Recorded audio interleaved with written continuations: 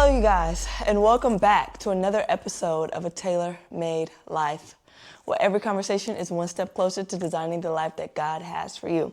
I'm your host, Taylor Renee, and as always, I'm so excited to have you back here with me. I'll go ahead and get right into it. This episode is going to be a little different.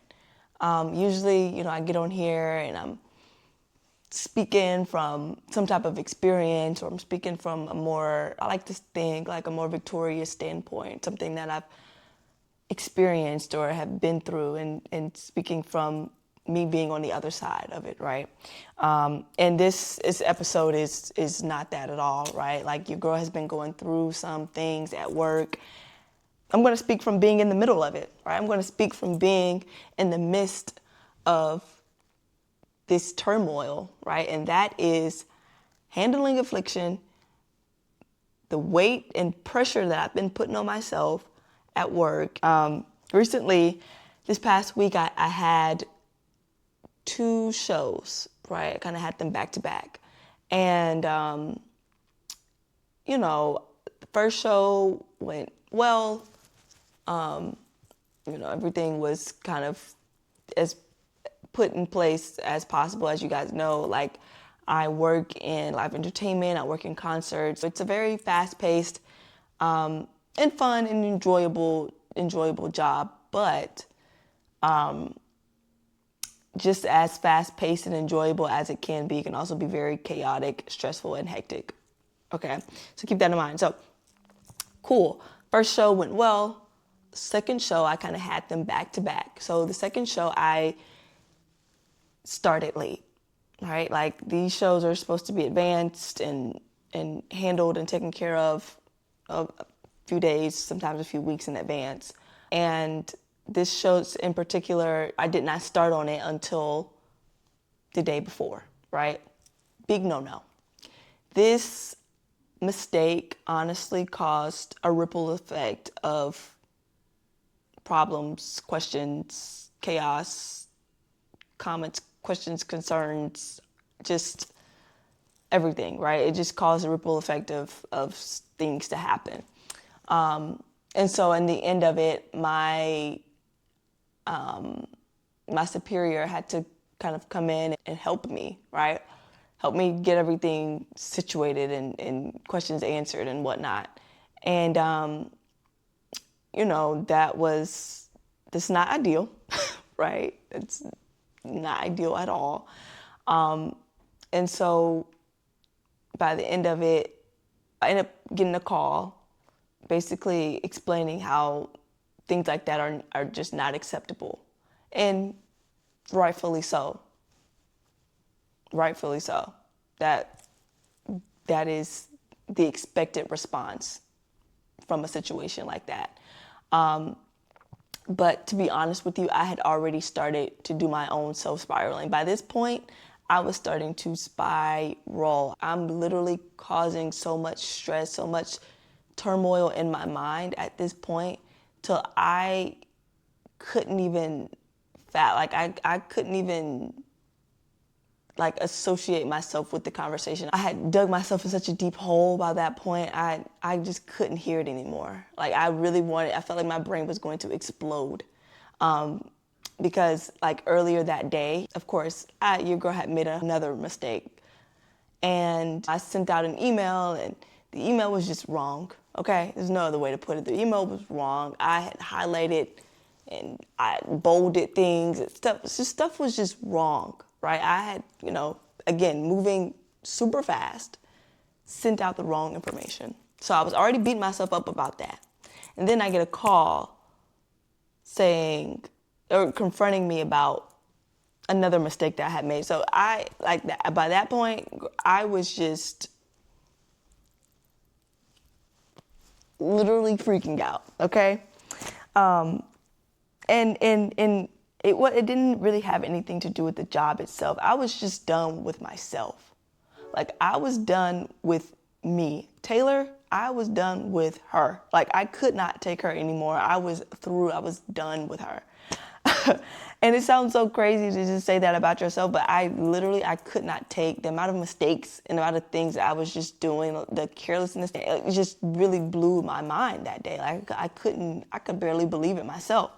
Again, it wasn't the job that necessarily broke me or sent me into this conundrum. It was myself, right? It was this cycle that I had put myself through of negative speaking and pity and just carelessness. Like I had put myself in this cycle, and by the end of the night, I just couldn't take it anymore.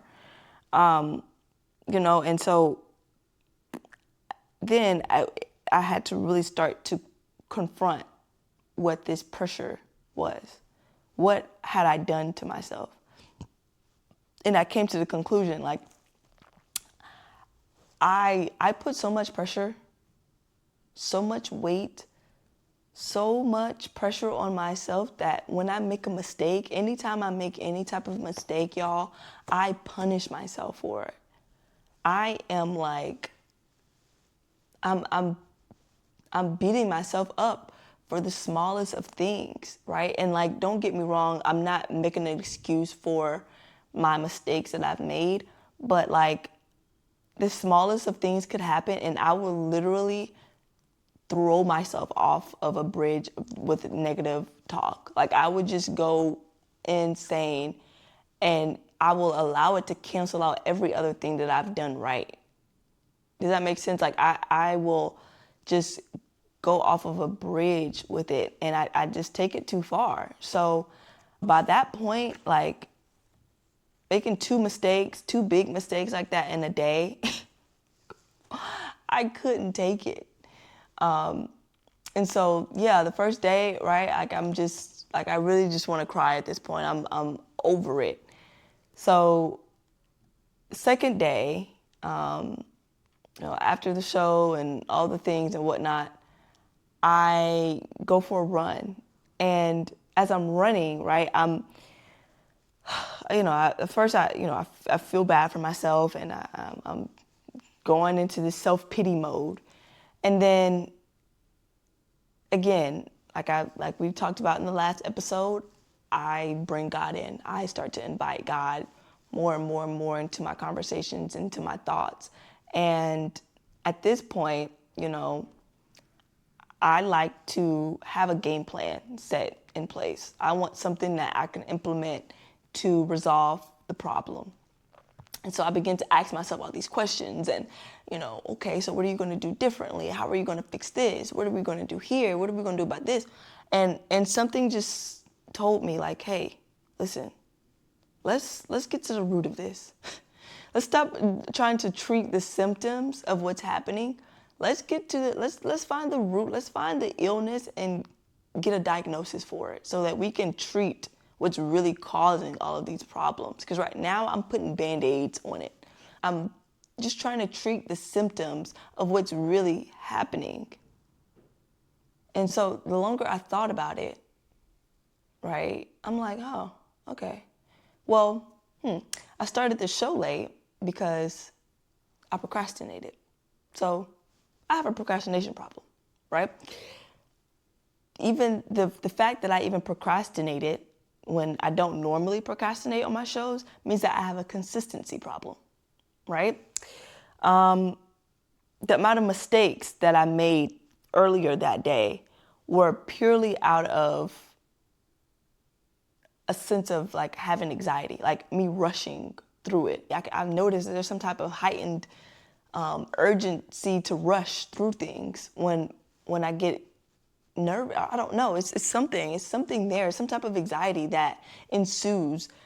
But yeah, that's another problem, right? That's something that I have to address that I have not really had to address before. But the more I thought about it, I'm like, those are the roots. Those are the roots of what's happening here. And so until I can address those things, I'm not gonna solve the problem. And again, this is like a super vulnerable moment for me, just being completely transparent, completely honest about what's really been happening, because I know I'm not the only one. And so, yeah, I realized that those are the main things that I do that are ultimately causing bigger problems. So right now, I am like literally in the middle of learning how to balance being a responsible adult, right, who can take feedback and who can handle it, right, and like implement it and work to be better, with remembering that I'm still a perfectly imperfect human, just surviving and thriving. So there has to be some line of grace that I extend to myself that allows me to take the feedback, that also is going to be okay with me making mistakes. Because right now, like I said before, I'm going to straight punisher mode. When I make a mistake with something, when I feel like I'm not where I'm supposed to be, or I feel like I should be doing better over here or doing this right now, I go into punishment mode where I'm talking so negatively about myself, being so down on myself, being so hard on myself, and I just don't want to continue to do that anymore, right? And I like to caution it with the idea of like, I'm 24. I'm still figuring a lot of things out, right? I'm not expecting perfection in any sense of the word, but I still wrestle with okay, I may not have everything figured out, but I need to have this part of my life. I need to have my job at least figured out. The idea of me making a mistake just feels like it's going to limit me from getting to this destination that I have, right? And so that's what I'm currently dealing with. There has to be a fine line. There has to be a level of grace. There has to be, or I won't make it very far, if I don't start to give myself grace. And so, I think the good news about this situation is that I know that God has already accounted for it. He knows me. He made me this way. He made you the way that you are. And so he already knows, right? He already knows what it's going to take for me to get over this hump. He knows that I'm going to have to come to him. He's already accounted for it. And so I think that is so encouraging, because it's like, even if I wanted to be alone in this, I know that I could never be alone in it, right? I know that there's going to be some sense of relief, some sense of revelation, and I'm going to get over it, right? I know that I'm not meant to handle these things alone. These deadlines and this pressure and the job and the chaos and the people and the things that I have to deal with, I don't have to deal with them alone. I have a helpmate. I have an entity that is here to help me, that is here to guide me. And so I want to speak to my young people when I say you're not alone in this feeling. You're not alone with feeling like you need to have your whole 20-year plan mapped out. You don't have to. You can take that pressure, you can take that weight off of you. I can take it off of myself. Right? And I'm saying it because I need to take my own advice. There is pleasure in knowing that God has already placed me where I'm supposed to be. I'm where I'm supposed to be, with who I'm supposed to be with, surrounded by the people I'm supposed to be with, at the job that I'm meant to be at. And so are you. God is here. He's already accounted for it. So I don't have to put the extra weight on myself, right? What they say, he already paid the price. He's already paid it. Yeah, I wanted to get on here and kind of speak to that because, again, this past week really beat me up. But in the midst of it, I was able to learn so much, and I gained so much revelation from it. If I will leave with something, I'll say that I'll definitely be setting more realistic goals, right? I set these goals of perfection when in reality, I'm setting real eye-level goals.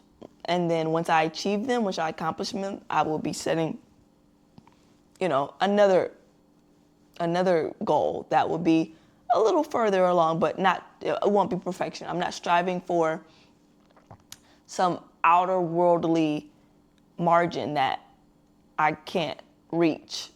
Addressing the root, getting to the root of these problems, because truth be told, I haven't been in a position up until this point. I haven't had to address my procrastination. I haven't had to address my laziness or my inconsistency. It's worked for me thus far. I've made it to up until this point. I can't teach the old dog new tricks, but it's like, no, God, He's molding me. He's shaping me into this next woman that I ultimately was designed to be. And then the last thing I'd say is like being very specific about what I need help with. Usually I will surrender my job, surrender my work, surrender whatever I'm doing. And when I'm in the midst of these things, I need help with very specific things. And that's where God wants to be, right? That's where I need to ask for the help with the specific things of my job. I'm going to start inviting Him in and asking for the help. But as always, there is some good news, right? And the good news is that, like I said before, we are not alone. Even if we wanted to be, even if I wanted to be, God is always there, right? He's always here. He's not ever going to stop pursuing you or me. So that's always comforting, right? And another thing that is so freeing to me personally is that idea of being shedded of my old skin, right? This concept of me growing into this older, more mature woman is so freeing to me. It's so rewarding. The next season that I'm being called into, I can't be a procrastinator, right? Like I have these big goals and these big dreams, but I'm sure you do too. God is going to fulfill those. Yes, what's been placed in your heart, God will give it to you, right? But He's going to send you through what it takes to get there. And so if I'm calling for myself, like if I want to own my own record label and I want to, change the scope of entertainment, that's going to take a lot. And I can't be a procrastinator. I can't be lazy and inconsistent. Like, you want these lavish things. You want to live this life of luxury and dreams, and you want to be a CEO and a boss and all these different wonderful things. Yeah, all that's great. But what it takes to get there,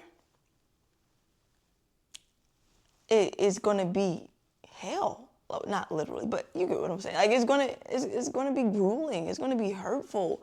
It's you shedding a skin, right? Like, up until this point, I didn't have to deal with any of this stuff. And now that I'm in this new stage of my life, I'm having to confront problems I didn't even know I barely had.